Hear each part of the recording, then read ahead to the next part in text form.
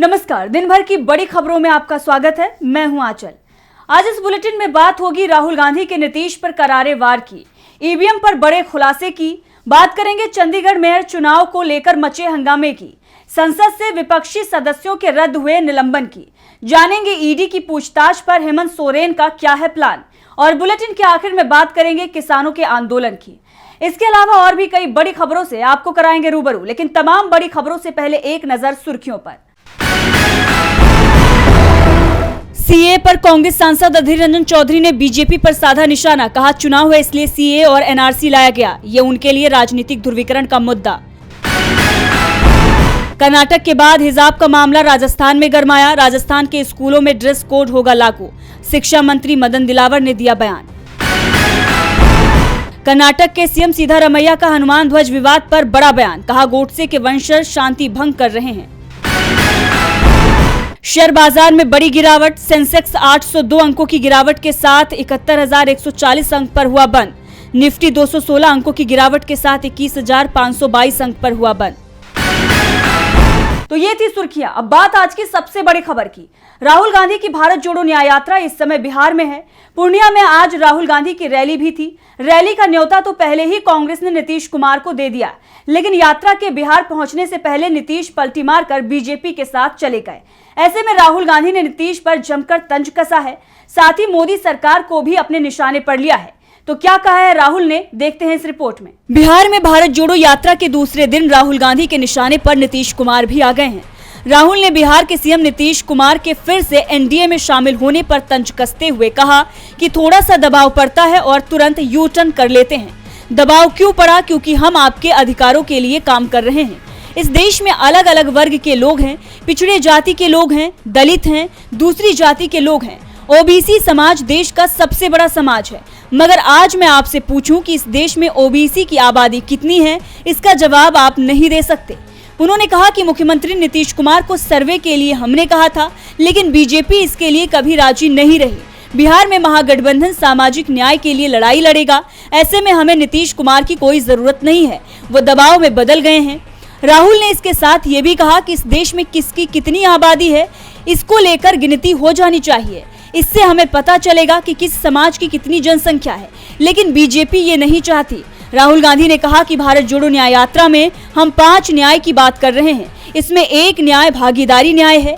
इस देश की सरकारी संस्थाओं को 90 ऑफिसर चलाते हैं, जिनमें सिर्फ 3 ऑफिसर ओबीसी वर्ग के हैं। इस सरकार में ओबीसी, एससी और एसटी वर्ग के लोगों की कोई भागीदारी नहीं है। इसके साथ ही राहुल गांधी ने किसानों का मामला उठाते हुए कहा कि केंद्र की मोदी सरकार किसानों की चिंताओं को दूर करने में विफल रही है। मैं आपसे अनुरोध करता हूं कि आप हमें एक मौका दें और हम आपका विश्वास दोबारा जीतने की कोशिश करेंगे। राहुल के तेवरों और उनका बढ़ता समर्थन नीतीश और बीजेपी दोनों को ही परेशान कर रहा है, तो दूसरी तरफ बीजेपी का ईवीएम पर भरोसा विपक्ष को परेशान कर रहा है। इसी बीच ईवीएम को लेकर बड़ा खुलासा हुआ है, जिससे विपक्ष की नींद उड़ गई है। सवाल चुनाव आयोग पर भी खड़े हो गए हैं। विपक्ष पूछ रहा है कि क्या इस बार देश में चुनाव निष्पक्ष होंगे, तो क्यों ईवीएम से विपक्ष की बढ़ गई है चिंता, देखिए इस रिपोर्ट में। ईवीएम को लेकर बड़ा खुलासा हुआ है। ईवीएम बनाने वाली कंपनी भारत इलेक्ट्रॉनिक लिमिटेड में बीजेपी ऑफिस के पदाधिकारी और नॉमिनी डायरेक्टर के रूप में काम कर रहे हैं। ऐसे में सवाल उठ गए हैं कि क्या ईवीएम सुरक्षित है। दरअसल भारत सरकार में सचिव स्तर के अधिकारी रह चुके सेवानिवृत्त आईएएस अधिकारी ईएस शर्मा ने चुनाव आयोग को पत्र लिखकर कहा है कि ईवीएम बनाने वाली कंपनी के 4 स्वतंत्र निर्देशक बीजेपी से जुड़े हैं। निष्पक्ष चुनाव के लिए बीजेपी से जुड़े इन व्यक्तियों को निर्देशक पद से हटाया जाए और जो भी कार्रवाई हो उसे सार्वजनिक भी किया जाए।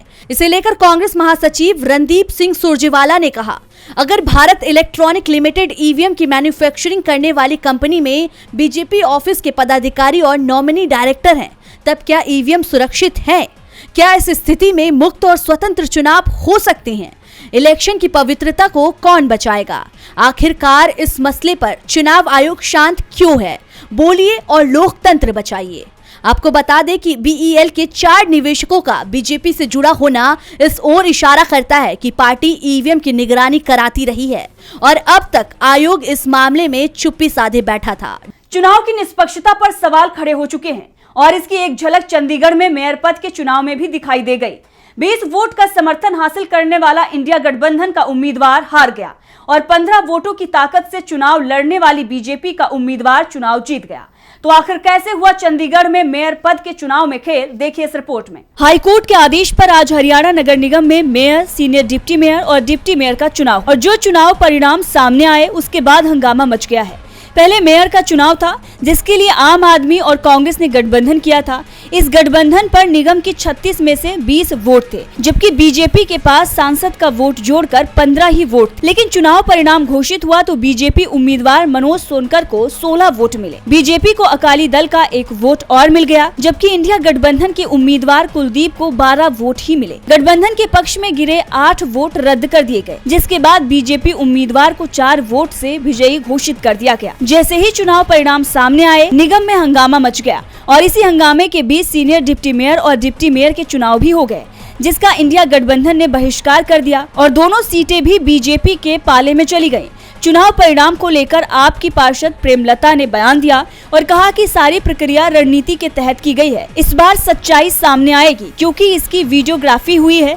ऐसे में बीजेपी का सारा खेल हाईकोर्ट के सामने आ जाएगा। आम आदमी पार्टी और कांग्रेस ने चुनाव को हाईकोर्ट में चुनौती देने का ऐलान किया है। आम आदमी पार्टी के नेता जर्नैल सिंह ने कहा कि काउंटिंग के दौरान एजेंट को पास में खड़ा तक नहीं होने दिया गया। वोट इनवैलिड क्यों किए गए, इसके बारे में भी नहीं बताया गया। चुनाव में धांधली का आरोप लगाते हुए दिल्ली के सीएम अरविंद केजरीवाल ने भी कहा कि चंडीगढ़ मेयर चुनाव में दिन दहाड़े जिस तरह से बेईमानी की गई है वो बेहद चिंताजनक है। एक मेयर के चुनाव में ये लोग जब इतना गिर सकते हैं, तब देश के चुनाव में तो ये किसी भी हद तक जा सकते हैं। अब आम आदमी पार्टी के साथ कांग्रेस ने भी चुनाव प्रक्रिया में हुई धांधली को लेकर सरकार पर सवाल खड़े कर दिए हैं। अब ऐसे में चंडीगढ़ मेयर के चुनाव का फैसला कोर्ट से तय हो सकता है। अब फैसला हाईकोर्ट करेगा। आम आदमी पार्टी और कांग्रेस को उम्मीद है कि कोर्ट जल्द ही फैसला कर देगा। वैसे विपक्ष के लिए आज राहत की एक और खबर आई है। संसद के शीतकालीन सत्र में विपक्ष के 146 सदस्यों को निलंबित कर दिया गया था। देखिए इस रिपोर्ट में पूरी खबर। संसद के शीतकालीन सत्र के दौरान विपक्ष की पार्टियों ने संसद की सुरक्षा में हुई चूक के मामले में मोदी सरकार को सवालों के घेरे में खड़ा कर दिया था।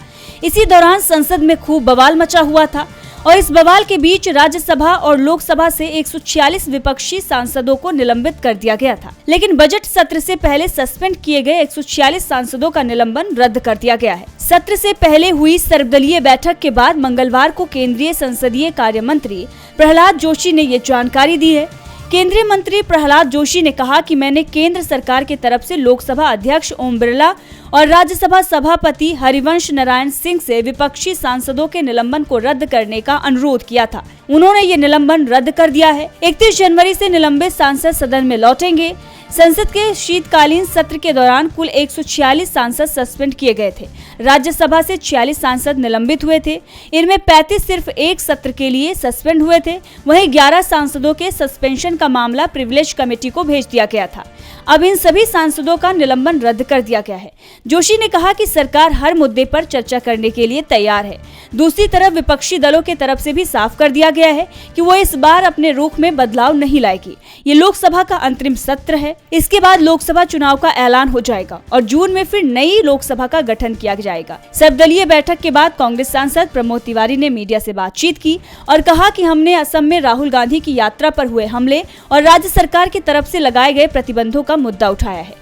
साथ ही हेमंत सोरेन, लालू प्रसाद समेत विपक्षी नेताओं को निशाना बनाने के लिए सीबीआई और ईडी के दुरुपयोग का भी जिक्र किया है। अब आपको बता दें कि मंगलवार को संसद में हुई सर्वदलीय बैठक में केंद्रीय रक्षा मंत्री राजनाथ सिंह, पीयूष गोयल समेत 30 पार्टियों के 45 नेता शामिल हुए। इसमें कांग्रेस नेता कोडिकुनिल सुरेश, टीएमसी के सुदीप बंदोपाध्याय, डीएमके के नेता टीआर बालू, शिवसेना के राहुल शेवाले, समाजवादी पार्टी नेता एसटी हसन, जनता दल यूनाइटेड के नेता रामनाथ ठाकुर और तेलुगु देशम पार्टी के जयदेव गल्ला शामिल हुए थे। विपक्षी सदस्य बजट सत्र में हिस्सा ले पाएंगे। उनका निलंबन रद्द कर दिया गया है, लेकिन वो सवाल नहीं कर पाएंगे क्योंकि अब उनके सवाल पूछने की समय सीमा समाप्त हो गई है। लेकिन सवाल झारखंड के सीएम हेमंत सोरेन से जरूर पूछे जाएंगे। 31 जनवरी को सोरेन ईडी के सामने पेश होने को तैयार हैं, लेकिन यहाँ एक सवाल ये भी उठ रहा है कि इस बार सिर्फ सवाल पूछे जाएंगे या सोरेन को गिरफ्तार कर लिया जाएगा। लोकसभा चुनावों से पहले विपक्षी दिग्गजों पर ईडी का शिकंजा कसता जा रहा है। लालू यादव के बाद अब बारी झारखंड के सीएम हेमंत सोरेन की है। 29 जनवरी को हेमंत के आवास पर ईडी ने छापा भी मारा था, लेकिन हेमंत सोरेन ईडी के हाथ नहीं आए। इस बीच बीजेपी की ओर से हेमंत के गायब होने की खबरें प्रचारित की जा रही थी, लेकिन सोरेन रांची में अपने आवास पहुंचे। उन्होंने ईडी को पत्र और मेल के जरिए सूचना भी दी कि वो 31 जनवरी को ईडी की पूछताछ के लिए तैयार हैं। इस बीच दावा किया जा रहा है कि ईडी झारखंड के सीएम हेमंत सोरेन को गिरफ्तार भी कर सकती है, जिसे लेकर हेमंत ने जेएमएम के सभी विधायकों को रांची में ही रहने के लिए कहा है। जेएमएम विधायकों के साथ आज उन्होंने बैठक भी की। संकेत मिल रहे हैं कि अगर हेमंत को गिरफ्तार किया जाता है तो भी सरकार पर किसी तरह का संकट नहीं होगा। हेमंत की जगह कल्पना सोरेन गठबंधन सरकार की कमान संभाल सकती हैं।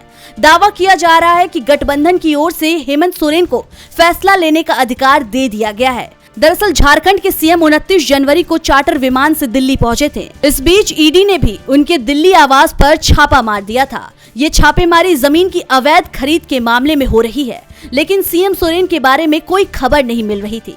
सोरेन अगले दिन रांची में दिखाई दिए, जबकि उनका चार्टर प्लेन अभी भी दिल्ली में है। कहा जा रहा है कि सोरेन ने दिल्ली में कानूनी सलाह भी ली है। लोकसभा चुनाव से पहले विपक्ष के तमाम दिग्गज नेता केंद्रीय जांच एजेंसियों के निशाने पर आ गए हैं, जिसके चलते विपक्ष को चुनाव प्रचार तेज करने में परेशानी हो रही है।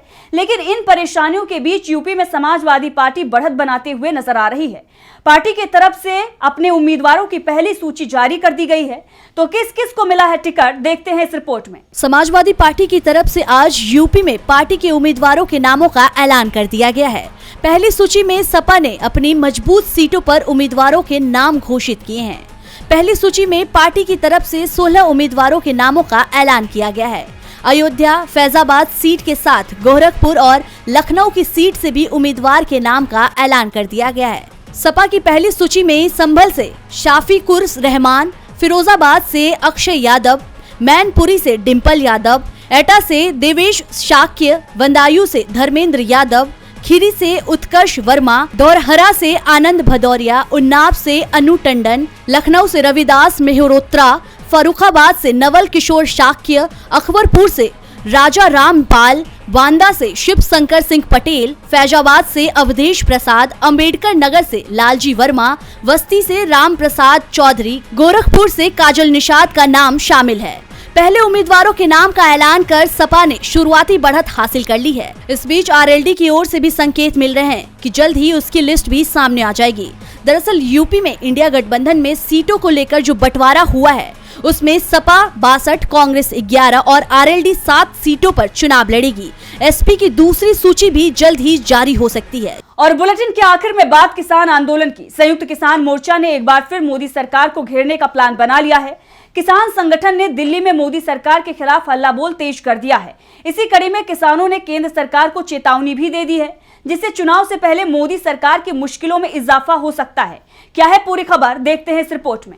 संयुक्त किसान मोर्चा के आह्वान पर किसान सभा ने गांव में सभा कर सरकार के किसान विरोधी नीतियों का पर्दाफाश किया। इस दौरान किसानों ने प्रदर्शन कर नारे लगाए। किसान नेताओं ने 30 जनवरी से आंदोलन के लिए हजारों की संख्या में प्राधिकरण पर आने का आह्वान किया। बता दें कि किसान काफी दिनों से आंदोलन कर रहे हैं, लेकिन उनकी मांगे पूरी नहीं हुई है। इसके खिलाफ अब 30 जनवरी से बड़े आंदोलन की शुरुआत की गई है। जनसभा को संबोधित करते हुए किसान सभा के जिला अध्यक्ष डॉक्टर रूपेश वर्मा ने कहा कि केंद्र और उत्तर प्रदेश की सरकार बड़े पूंजीपतियों के साथ गठजोड़ बनाकर कार्य कर रही है। किसानों की आमदनी दोगुनी करने और स्वामीनाथन कमीशन की रिपोर्ट लागू करने का वादा किया गया था। उन्होंने कहा कि किसानों के साथ छल हुआ है। किसान लागत से भी कम दाम पर अपनी फसल बेचने पर मजबूर हैं। ये सरकार जुमले की सरकार है, पूंजीपतियों की सरकार है। वहीं किसान सभा के संयोजक वीर सिंह नागर ने भी बयान दिया और कहा कि हजारों किसान उत्साह के साथ हिस्सा ले रहे हैं। किसान अपना हक लेने आए हैं, पक्का मोर्चा लगाएंगे और हक लेकर ही घर वापस जाएंगे। यानी अब ये साफ हो गया है कि इस बार किसान मोदी सरकार के झांसों में नहीं आने वाले। इस बार किसान बीजेपी सरकार से अपना हक लेकर ही वापस लौटेंगे। अब देखना होगा कि किसानों की इस चेतावनी पर बीजेपी क्या रणनीति बनाती है। तो आज इस बुलेटिन में इतना ही। देखते रहिए डीबी लाइव। नमस्कार।